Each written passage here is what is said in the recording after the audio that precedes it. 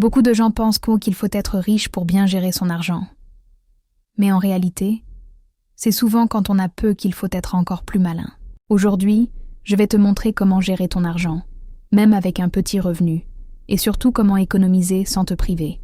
Dans cette vidéo, on va voir des stratégies simples, des astuces concrètes et même des anecdotes réelles de personnes qui ont réussi à épargner malgré des revenus modestes. Reste bien jusqu'à la fin, car je partagerai une méthode personnelle qui m'a permis de mieux contrôler mes finances sans me sentir frustrée. Tout commence par la mentalité. Beaucoup dépensent plus qu'ils ne gagnent, non pas parce qu'ils n'ont pas assez d'argent, mais parce qu'ils n'ont pas appris à gérer.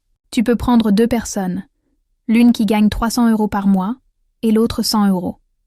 Étonnamment, celui avec 100 € peut parfois vivre mieux, sans dette, simplement parce qu'il fait attention à ses dépenses. J'ai connu un jeune salarié qui, dès qu'il recevait son salaire, dépensait presque tout en habits, en sorties et en petits plaisirs.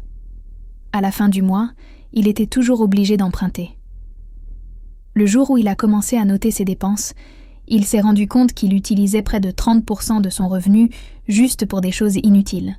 Il a décidé de réduire, et dès le mois suivant, il a réussi à mettre de l'argent de côté. La vérité, c'est que la gestion financière ne dépend pas de ce que tu gagnes, mais de ce que tu fais avec ce que tu as. Avant même de chercher à gagner plus, tu dois apprendre à dépenser moins. Une méthode très simple que j'aime partager, c'est celle des 3 enveloppes. Imagine que ton argent est divisé en 3 catégories. La première pour les obligations comme le loyer, la nourriture, le transport ou les factures. La deuxième pour l'épargne ou les projets, même si ce n'est que 5% de ton revenu. Et la troisième pour les loisirs et les imprévus, parce qu'il faut aussi profiter de la vie sans se sentir frustré. Par exemple, si tu gagnes 1 000 €, tu pourrais garder 700 € pour tes besoins essentiels, 200 € pour l'épargne et 100 € pour les loisirs. J'ai entendu l'histoire d'une vendeuse de beignets qui appliquait une astuce toute simple. Chaque jour, elle mettait 200 FCFA de côté dans une petite boîte. À la fin de l'année, elle avait réussi à économiser plus de 70 000 FCFA sans jamais se sentir privée parce que c'était progressif et presque invisible dans ses dépenses quotidiennes. Un autre secret, c'est de suivre tes dépenses. Beaucoup croient savoir où part leur argent, mais quand tu commences à écrire noir sur blanc ce que tu dépenses chaque jour, tu te rends compte qu'il y a beaucoup de gaspillage. Tu peux utiliser un simple carnet, ton téléphone, ou même une application gratuite comme Moneyfi ou Expense Manager. J'ai connu un étudiant qui notait chaque dépense, même les plus petites. Au bout d'un mois, il s'est rendu compte qu'il avait dépensé plus de 15 000 FCFA juste en crédit téléphonique et en forfait Internet, soit presque 20% de son budget. Rien qu'en ajustant ça, il a pu faire des économies considérables. Maintenant, parlons d'épargne. Beaucoup disent « Je ne peux pas économiser, je n'ai pas assez d'argent ». Mais en réalité, ce n'est pas une question de montant, c'est une question d'habitude. La règle des petites sommes est redoutable. Plutôt que d'attendre la fin du mois pour mettre de côté, commence par économiser un peu chaque jour. Si tu mets 500 FCFA ou quelques euros de côté chaque jour, à la fin du mois, tu as déjà 15 000. Ça paraît petit au quotidien, mais cumulé, c'est énorme. Et surtout, commence toujours par mettre ton épargne de côté dès que tu reçois ton argent.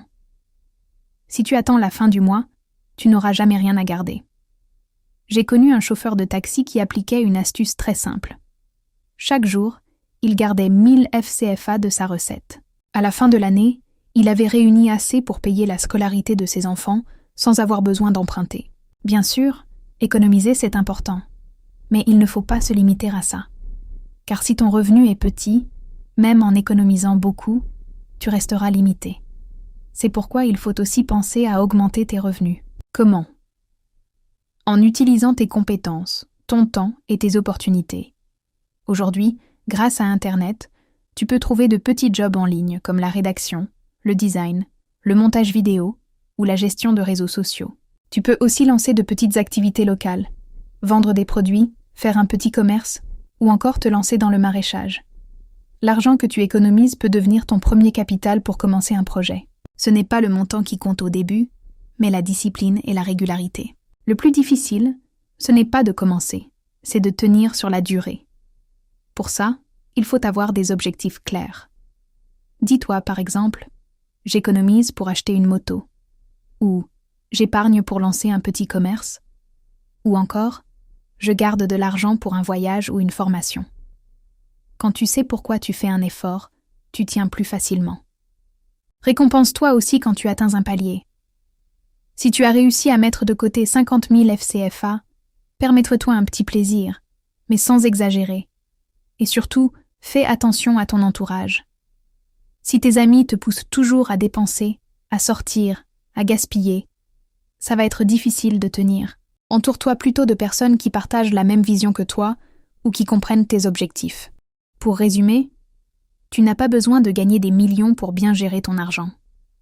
Tu dois commencer par changer ta mentalité, apprendre à dépenser moins, utiliser des méthodes simples comme la règle des 3 enveloppes, noter toutes tes dépenses, économiser même des petites sommes, chercher à augmenter tes revenus et surtout tenir dans la durée en te fixant des objectifs précis. Si tu appliques ne serait-ce qu'une seule de ces astuces dès aujourd'hui, tu verras déjà une différence dans quelques semaines.